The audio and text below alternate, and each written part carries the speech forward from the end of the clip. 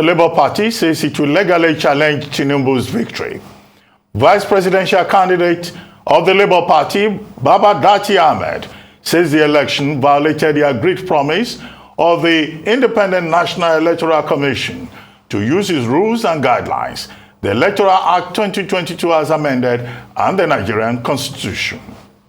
Please be assured of our determination to fight the injustice that have been perpetrated on Nigerians through all legal and peaceful means.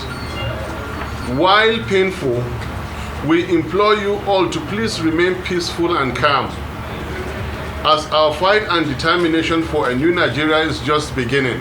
It doesn't matter how low the confidence it is in the judiciary, the law is the law. And there's a confidence we have in them, and there is a confidence we have in ourselves and in our case. These are two different things. The confidence we have in ourselves and in our case is that elections, so to say, were not held. Because from the polling units, the Electoral Act 2002 as amended provided the direct transmission of results. It is that direct transmission of results that says elections were held. Also, the People's Democratic Party in Lagos State has rejected Saturday's election results announced by the Independent National Electoral Commission, calling for cancellation in areas where irregularities were reported. While speaking at the party state secretariat on Tuesday, the chapter's chairman, Philip Olabode Avoji, called on the Inec chairman, Mahmood Yakubu, to immediately stop the collation of results from Lagos until a fresh election is conducted. Joining us now on Nigeria Decides 2023 to discuss the People's Democratic Party's next line of action is Daniel Bwala, spokesperson for the Atiku Okowa Presidential Campaign Council. Daniel Bwala, it's good to see you again, should I say, after the war. But quickly. I thought you were going to look for my trouble at the way you did Galadima and you say, how market?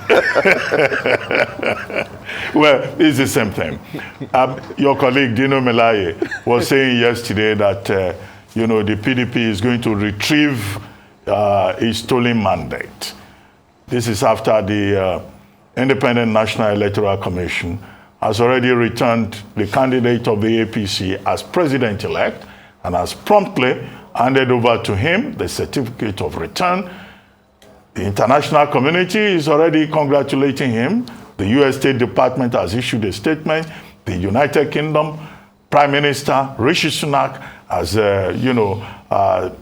congratulated Asiwaju Bola Ahmed Tinubu.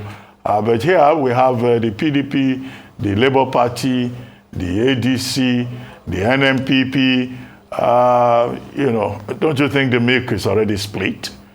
And the only advice that everyone has given is that you should go to court in line with Section 149 of the Electoral Act. So this is exactly what they have always wanted, a situation where you rig the process and say go to court. In other words, you produce the answer and work your way to it. Let me tell you what happened, Dr. Abati. And by the way, good morning, Dr. Abati, good morning, Rufai, and good morning, my sister. We lost the opportunity to advance democracy. The whole concept of democracy is a process by which the people determine the type of government they want, who to run the government, and how they want it to be run. That's why it is called the government of the people, for the people, and by the people. In Nigeria, the only time the people get the opportunity to do that is during election. Our system of government does not allow or encourage the participation of people after election in determining the type of government they have or even interrogating Nigerians. For example, our laws are weak in exercising the power to recall National Assembly representatives of the people.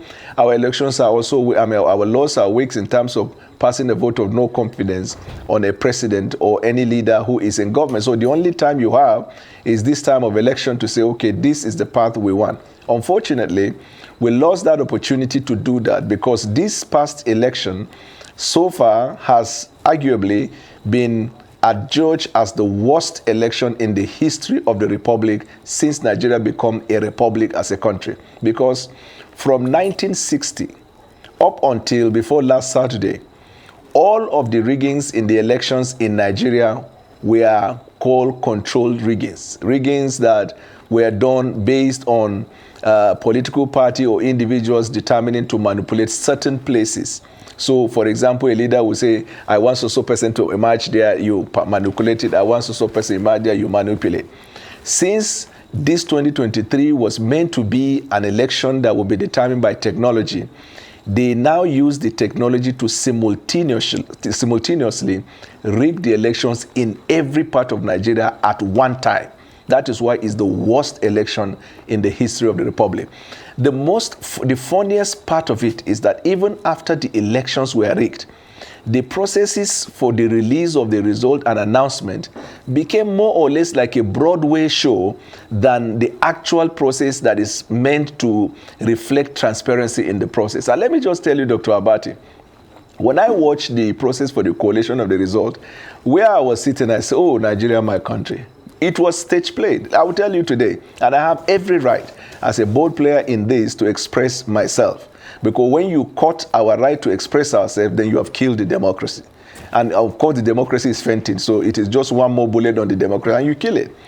You know what, that day, the national chairman, which in the Electoral Act is referred to as the chief presiding officer, while he was running the proceedings there, you will have noticed that there was a certain lawyer that sat there who posed like an amicus curiae. And Egbon, my senior brother, is a lawyer to Tinubu, but he posed as an amicus curiae. So anytime objection is raised by anybody in that building, he will rise to speak as though he's assisting the proceedings that day. And he was giving opinions that were largely flawed and could not be substantiated by the code of law. As a matter of fact, he was not supposed to talk. The chairman was not supposed to permit him. The chairman was supposed to ask, where is he coming from? So that if he reflects a partisan perspective, the chairman will not continue until other representatives are there. You know, so all of them can argue the law. So that means the chairman is more or less like a lawyer, because the commission has a legal advisor, and they even have a public affairs manager in Festus Okoya who has been operating like a legal advisor from day one. So that was how they were sidestepping the provisions of the Electoral Act that day.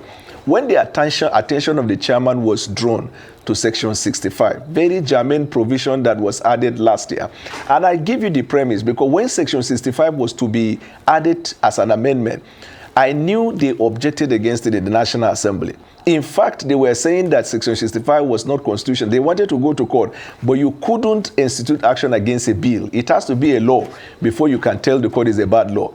By the time it became law, political parties have gone far in the electioneering process. So they didn't get the chance to challenge it. So they decided the best way to do that is to sidestep it. What is the Section 65? Section 65, the proviso empowers the national chairman within 7 days to review any complaint arising from results, that is authenticity or otherwise of the result. And what that section seeks to cure is this idea where there is an infraction that can easily be corrected and you leave it to go to tribunal, so that the chairman within 7 days will get the opportunity to deal with those, so that once elections are declared, then you can go there. When the chairman of Inec's attention was drawn, you heard him loud and clear. He said, go to court. Why did he say that? You would have thought it's an ignorant statement. No, it's deliberate. It's deliberate because there is an age-long principle of law. Once elections, the winner is declared and certificate is given, the only body that can reverse that decision is the court of law, is the tribunal. So they knew it. And you would have had APC throughout that period betting people, go to court, go to court. So they already planned the solution and they are working their ways to it. That is the saddest part of the entire process, because that would have cured the anomaly that existed throughout Nigeria, arising from all the inflation and manipulation of the result across the polling unit. And legitimate complaints were raised all over Nigeria. That part is what threw me off balance. In fact, I became so sick. For the past 3 days, I found it very hard eating food, because it was an opportunity. Get it this one, sir, Dr. Abati. 90-something million registered voters historic in Nigeria. About 38% of those are people within the range of 18 to 35 years. And it was dubbed as the most pivotal election when the aging generation are going, the young generation will start determining a path. Wallahi, we didn't get that opportunity to decide that. Well, Bwala, please don't go on hunger strike. It's not that the matter is not that serious. It's an election we had, you know. You don't need to go on hunger strike because doctors will advise you not to do that. In any case, Section 65 that you refer to talks about the commission, not the chairman of Inec. Are you saying that the commission is the same as the chairman? And when you query working to an answer about going to the court, is there an alternative mechanism for resolving any dispute? As a lawyer, are you recommending an alternative mechanism for resolving disputes? So very good that you raised these 2 points. The first one is the Section 65 says the chief presiding officer. The returning, it says the returning officer. For interpretation. No, it says the returning officer. The chief can determine. There is the word chief there. No, there is the word chief presiding officer. We can even read it, Dr. Abati, chief presiding officer. And the chief presiding officer is referred to in that act as the chairman of INEC. Very clear and unambiguous. They did not. And even himself, that day after he finished announcing the result, he now said, I can now, within the 7 days allowed by law, begin to review. I mean, you want to treat a dead man. But as regards whether we have a means outside of the code of law, now let me tell you this. The whole concept of democracy is not caged in a box. There are many ways by which democracy is advanced. That's why all over the world you see them saying there is a doctrine of necessity. And doctrine of necessity is where there's a constitutional crisis, right? So there is no order for resolving the issue other than outside. We know the existence of the court, and the court is part of the alternatives we are observing. But there is what they call alternative dispute resolution. It means it involves not just court but other aspects, which there is mediation, there is negotiation, there is conciliation, and they are all recognized by law. In terms of mediation, negotiation, and conciliation, they have their own dynamics. And let me tell you this, Dr. Abati, I heard in the introduction you mentioned a number of countries, and I challenge you, not you in person, but I mean generally the Nigerian people. The one that I have seen is that apart from the United Kingdom, that specifically congratulated the government of Nigeria, and then they say Tinubu. There is no any other global leader that has congratulated Tinubu. And now you drew my attention to the fact that the US mission or embassy said that. So that is true. Check all the elections in Nigeria. Even the 2019 election that was widely condemned. That same day that the result was announced, you have not less than 17 countries of the world that congratulated Buhari. You wonder why the world is silent. Why? I will tell you. Because the European Commission, the European Union, which of course consists of more than 20 European countries, the African Union, which consists of the entire African country, and then you have the Commonwealth, which now spread beyond 20 to 30 or even more countries. They were all represented by their observers here. What was the report? That the election was largely, the election failed below international standards, and I'm quoting them. It was marred by irregularity, low voter turnout, obstruction, technical issues. Then look at the other part. They recommend that the government of Nigeria should adhere to their local laws in the collation of result. Let me tell you what that means. They only fell short of saying Nigerian government should cancel the election and conduct a free and fair election. Why? Because the local laws they are referring to are the very provisions of the Electoral Act that people have been clamoring and crying. Like, for example, when the word shall was used in the Electoral Act in talking about the uploads, and transmission of result. Were we not the ones all over Nigeria talking about transmission of electronic transmission? It was put there as an act. Is it being used?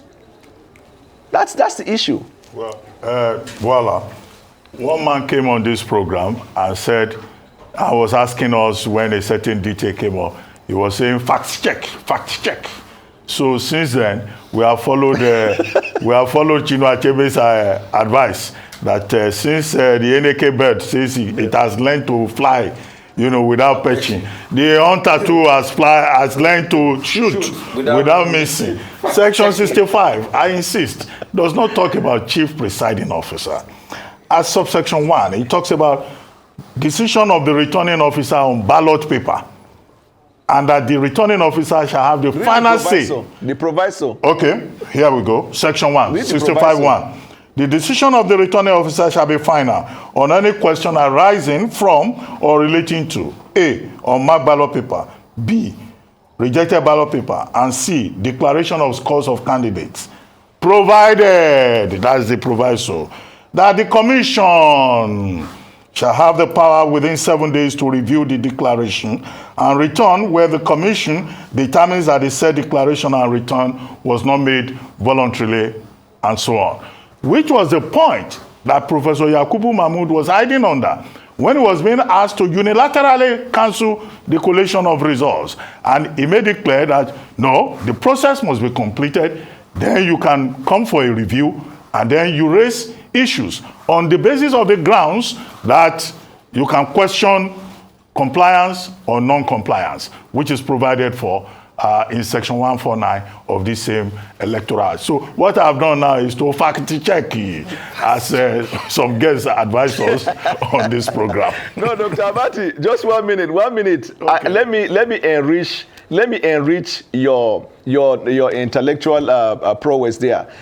And just correct, when you see the word the commission is epitomized in the chairman. He is the alter ego of the commission. His act represents the commission. That's point number 1. Then point number 2, when he says the declaration and return, the reference there is to the polling unit. The polling unit is the Supreme Court of everything. It is at the polling unit, results are declared, winners are announced. Then anything that happens after that, from the ward to local government to national, are merely the collation of the result together to now announce officially what has already been announced at the polling unit. But don't forget, the polling unit is the Supreme Court of all election. Nowhere after the polling unit will you add or subtract anything. That is the reason why you will see that they says the result at the polling unit, where there is a conflict between it and any other transmitted result manually, that one that was uploaded in the polling unit shall take precedence. So reference to declaration there is to the declaration of the result at the polling unit, but the issue is about, which has already been completed by the time the national chairman started sitting. The issue here is about the commission. Does the commission represent the chairman of Inec? But what we're told is that you don't read into a statute what it does not expressly provide under the literal rule of interpretation. Well, let's leave that. Okay, over to you, Ayo. Okay, sir, I'd like you to speak to, or perhaps respond to, what a former governor of Ekiti State, former governor Ayo Fayose, said in an interview yesterday, where he stated that number 1 was resigning from the PDP, and then went further to analyze perhaps the reason for the loss over the weekend. 1, he identified leadership issues. He said perhaps if your presidential candidates had reconciled with the G5 governors, you'd have had a better showing at the election in the last weekend. And then he's also said that you should allow peace reign and just move forward, and anything else should be sorted out, taken through the judicial process. I'd like you to speak to this, please. So thank you for having me. And let me say, for full disclosure, Governor Ayo Fayose is somebody I know personally. And in fact, even when I took up the job of the spokesman and continued my work, there was a time I was in London, he even called me to express the dissatisfaction of Governor Wike towards me, that Governor Wike felt I was attacking him. And I clarified to him, and he ended up believing in me because I sent him all the chats, and he told Governor Wike there's nothing there that suggests this man is attacking you. So for the purpose of full disclosure, I know Governor Fayose. So knowing him has gone beyond just knowing him as a stakeholder, but also knowing the crisis in the party and the position he has taken and the side he belongs to. So everything he said yesterday was an argument in support of his own side of the story. You can have somebody who will have a counter report of the side of the story. But let me tell you this. You see, today I want to speak to all the people that voted for Nigeria in response to your question, especially the people of PDP. The PDP did not lose. The PDP won the election, and it was rigged by APC. Now, let me tell you why I said that. A Labour Party that came third, the kind of revolution that Labour Party brought into our electoral system. In Kaduna, a motorbike rider, that is Okada rider, won election as House of Rep member. That was a revolution. If you look at the National Assembly elections of Senate and House of Rep, you will see the reflection of the wishes of Nigerians. Revolution across Nigeria. Governors could not get their ticket, all kinds. It is that presidential that was rigged. That's why that day, National Assembly results had a seamless upload, but the presidential was the one that they turned off the server. That is point number one. So if I have the chance to talk to PDP, there is nothing that we should have, could have, or would have done to this election. We clearly won. In fact, if these results were allowed to be read from the result sheet, not forget about manipulation, the result sheet, that is, they wait until they are uploaded, then they read, we won with over 1 million votes. So I want every member of PDP and every Nigerian that voted for PDP not to sit and start thinking we should have done that, we could have done that. We did everything we needed to, and Nigerian people voted PDP as the winner of this election. But history and posterity is the one that will judge, because now you will tell me it is matter for the academicians. That's it's academic. So this is the position regarding that. There is no regret anywhere.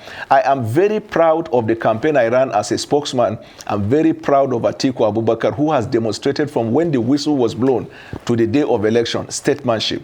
Never engage in insult, never use vitriol against people, maintain the decorum that is required, even after this election. Have you heard him say anything apart from calling on the cancellation and conduct? He has not taken it and has consistently told the Nigerians to be law-abiding. I am very proud of Atiku.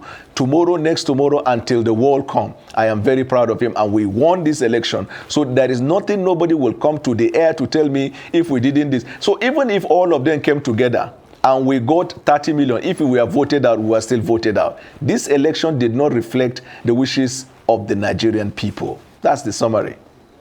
Okay, Mr. Bwala, I am going to find your trouble. Dr. Abati has fact-checked you, but I am going to look for you.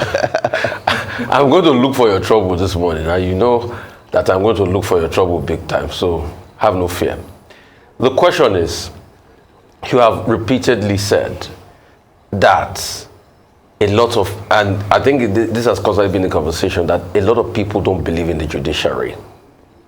That's one. Number two, what will be done if you don't believe in the judiciary? Because you still have to go to the courts either ways. And people can't take laws into their hands, and we keep calling for calm. Secondly, you said that didn't hamper your prospect, the G5 governors.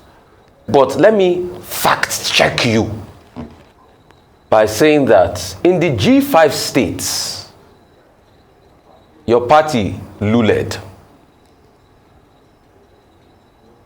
Rivers, luled.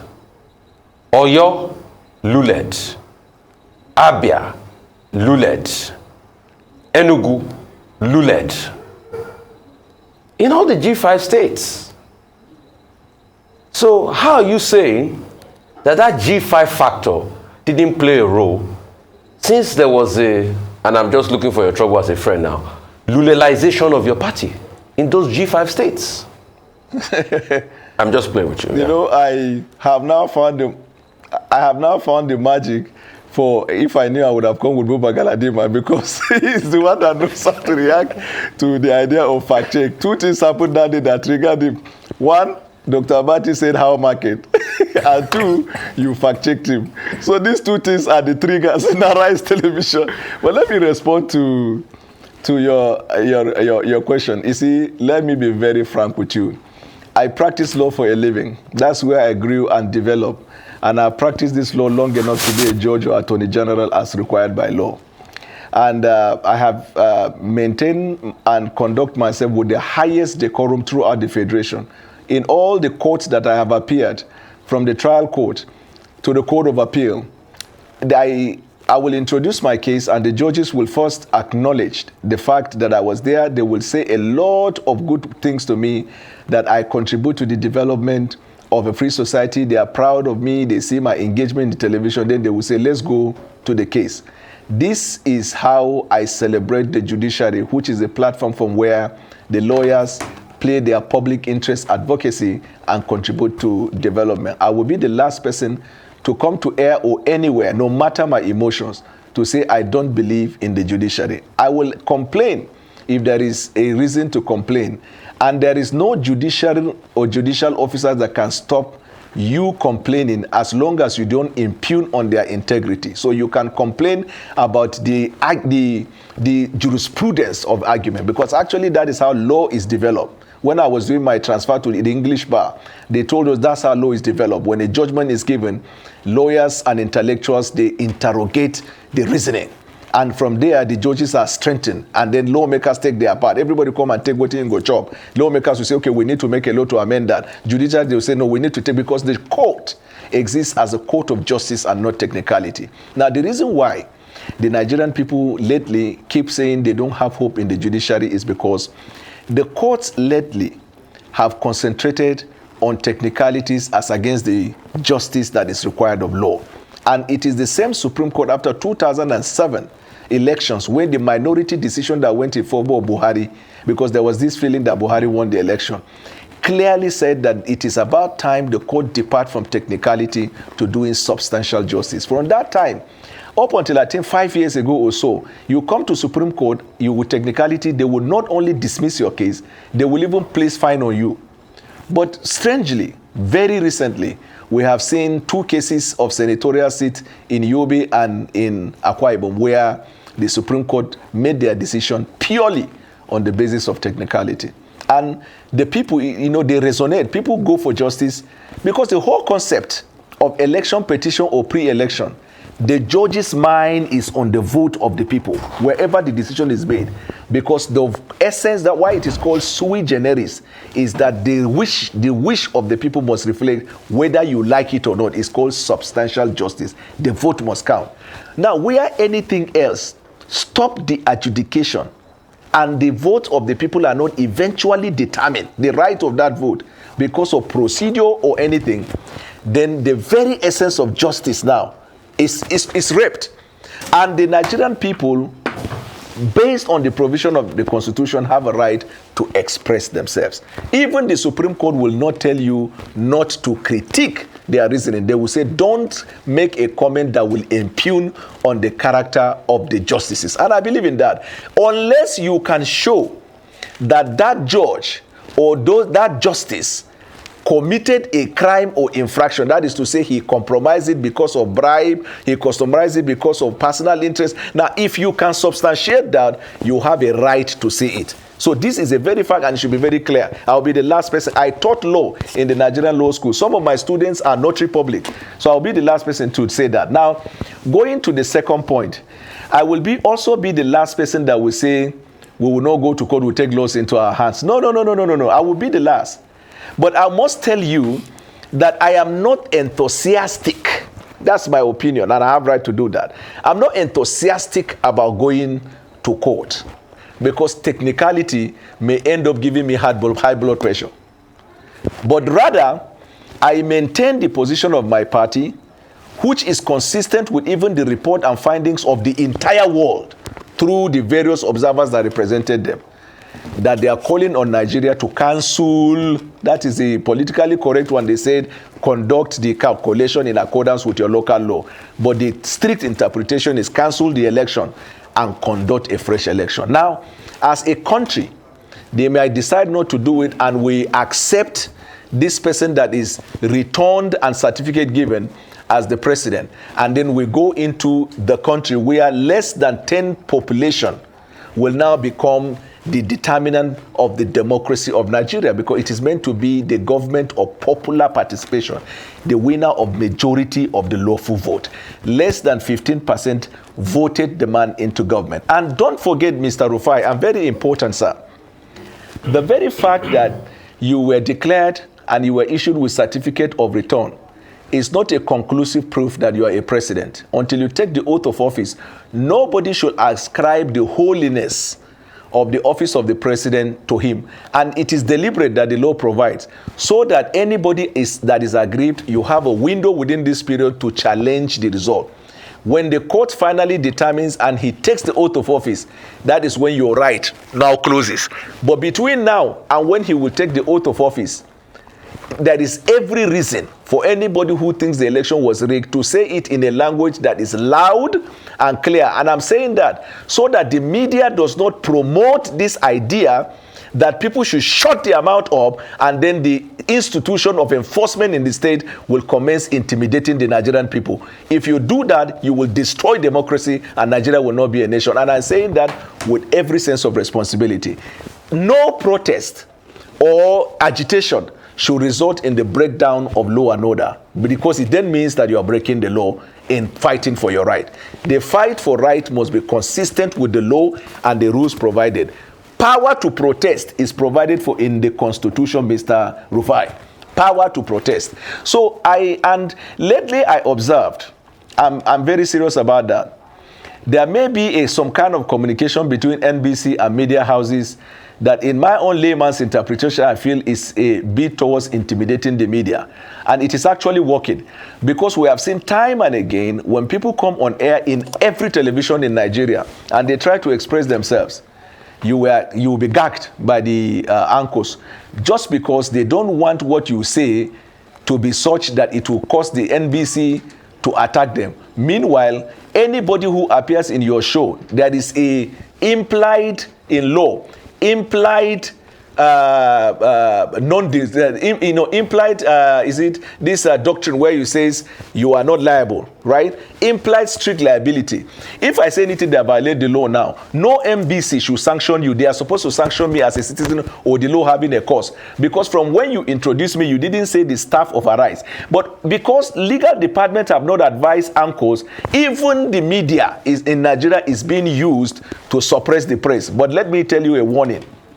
That man that won election is going to come after the press. So the earlier you now read the rules of engagement, so that when they finish with us and they come after you, there will be no people in the street to protest that the media is being gagged. Daniel Bwala, I think this one speaks. Daniel Bwala, you also know that under media law, if your platform is used to propagate defamation, lies, fake news, and all of that, you can be held liable, depending on what the aggrieved party decides. That's a basic principle.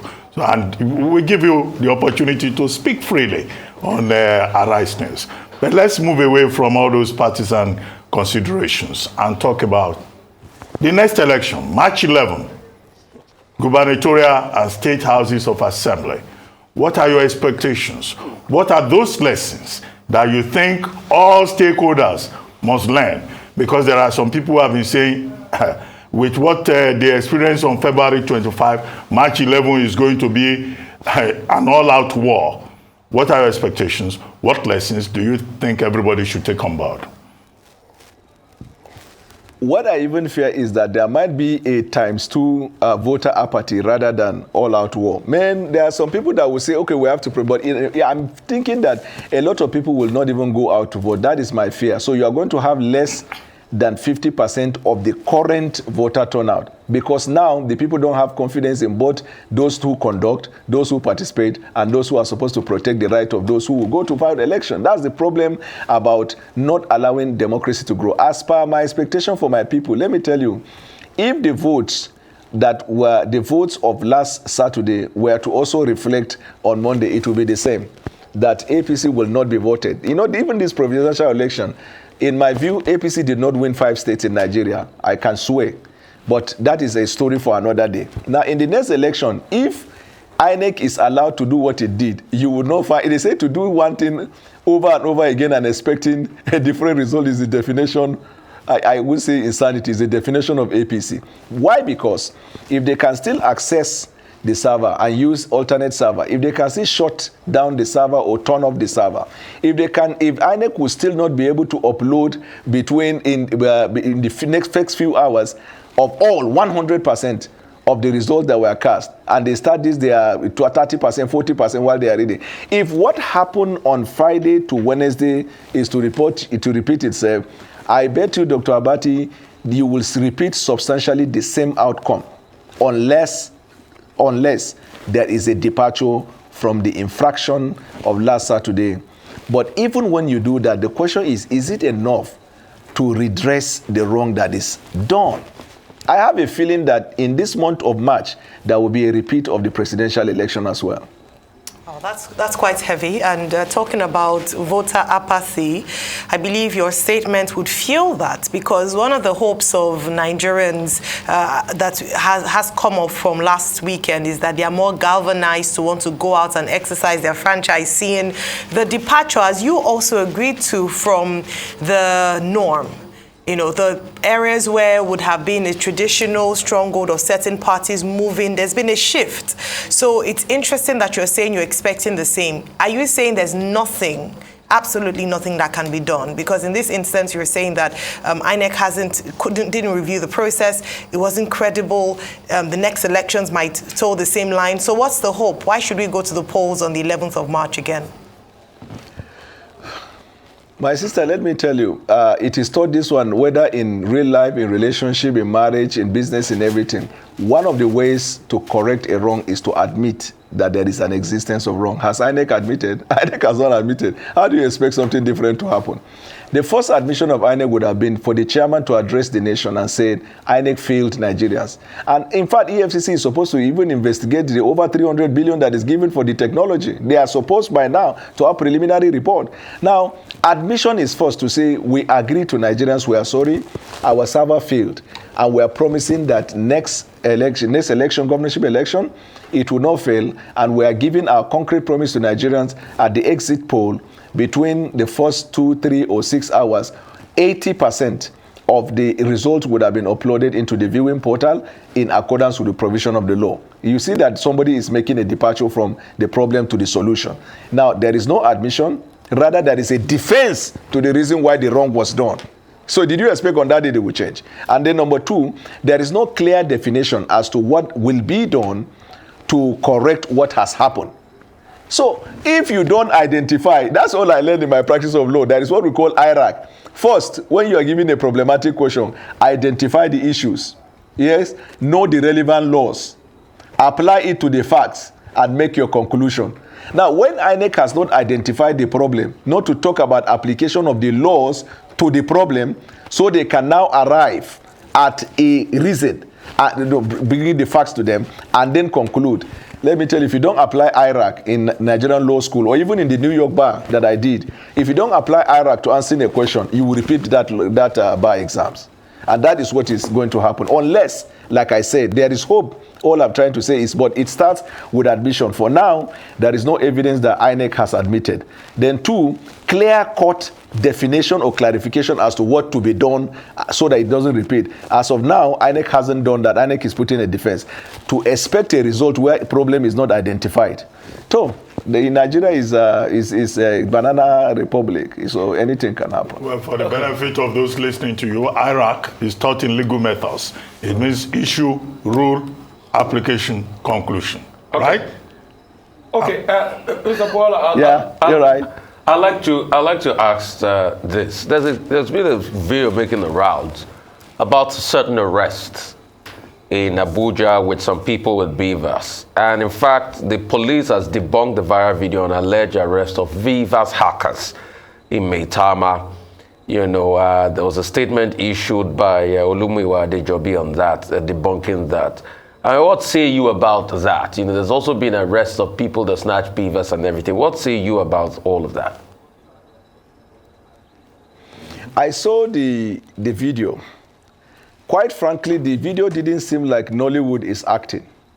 That's number one. And number two, if Nollywood is acting, I'm just imagining how INEC will supply sensitive document for them to do simulation. That INEC material you saw there are real INEC material. Then the raid was real. The address was specified. What's your proof? And the owner of the address allegedly, no, that's why I say was. I didn't say I'm the one. If I'm the one, projecting, then I have to prove it. But this is what was circulated. And normally when something like that happens, if law enforcement wants to deny it, they are not going to make a generic denial. They will say, so and so is not us, it is so and so. Because they have the infrastructure for investigation that we don't know. It is Nollywood that is acting so and so. We have even contacted the actors and they admitted that they are doing. They said material are not Inec materials. They are so and so and so. All this type of peripheral defense. Now in Lagos, few days to the election, there was also a raid in 3 hotels where monies were, discovered, and individuals were said to have been arrested. There is still not a disclosure of who they are. Meanwhile, there is an allegation that they are high-ranking members of APC and associates of Tinubu. And this is what we see occurring in Nigeria, where the institution of state will do something that will ordinarily command the praise of Nigerians, and they will destroy that good thing they did by a wrong alibi or wrong explanation or a sweep, waving of the hand to dismiss the matter. If we continue like that, let me tell you the danger. When the process that brings a leader is a process that sidesteps the law, when the person eventually becomes a leader, he will use unconventional means to run the government. So let me say, even the law enforcement, if you do not do your job rightly and a bad leader emerges, the people that do bad jobs for him will be more relevant to that government than even the law enforcement, where your own life will now be at threat in 2 ways. One, as commander-in-chief, you will share national security intelligence with him. And this intelligence will now be compromised by non-state actors that will now compromise the identity of the law enforcement operatives and the identity of their source protection, their sources. And this is not good for democracy. Because whatever we do is not just for us, but for our children and for posterity after us. Society gets destroyed through this means. The institutions are the ones that are supposed to preserve the democracy, meaning that they will say, no, we no go agree. So that soldier come, soldier goes, but the barrack will continue to remain. I think this is what I have to say about that, because every time what you hear is we're investigating. When will the investigation finish? Well, there are what we call preliminary report in investigation. Do we see that? Well, I thought I saw a tweet from you saying that the announcement of the victory of the APC has been greeted with graveyard silence. But we've seen people dancing in Surulere, led by Desmond Elliott. We have seen MC Oluomo also organizing a victory dance. All over Instagram, you can see Nollywood figures even announcing that Ashwebi family attire has been taken for celebration and all that. So why do you say graveyard silence? And we have seen the president-elect also dancing here and there, so he even danced in Daura, we are told. So why do you say graveyard silence? So this is my answer. There is this thing, okay, Dr. Abati, of course, you're an astute lawyer, you know that, where they will say, my lord, I raise my case on the evidence of the witness. That to say that what you have even said justify my argument. Now, the last election, there was no vote that was brought from Instagram. So any activity you see on Instagram is not a reflection of the society until you see it in Instagram, or public square Instagram. Now, and every celebration you have mentioned now, a celebration in a section of Lagos. Nigeria is a nation consisting of 36 states of the Federation and the Federal Capital. Check all our elections, 1999, you run them back. Anytime elections are conducted, there is a nationwide celebration. At least if not by everybody, by those who voted. How can you put a vote and you can't celebrate? The only time you see a seeming success happens and the person is not celebrating is when an armed robber robs your house. Because he knows if he starts celebrating, it will be known. Or he's not even happy with the operation he conducted in your house. There is, for the first time, a graveyard silence throughout the Federal Republic of Nigeria as an evidence, as a public interest and conscience evidence that this is not the reflection of the wishes of the Nigerian people. That even if we go to Lagos, I expected to hear there was a celebration in the mainland and in island, because Lagos consists of mainland and island. But what you are saying happened in one part of the land, and that is where the elites are. If you say there was celebration in Mushin, in Arapaja, in Ajegule, that means in the midst of their suffering, they costed the vote and they are happy with the outcome. Dr. Abati, wallahi, tallahi, this election is not something for us to celebrate. I wish that what happened would be wiped off of the history books. All right. Well, thank you very much, Mr. Daniel Bwala. You've put a challenge to all those who voted last weekend for the victory, or the victorious candidates to come out and celebrate, to put paid to your suggestions that perhaps there's a graveyard silence. Thank you very much for your time this morning.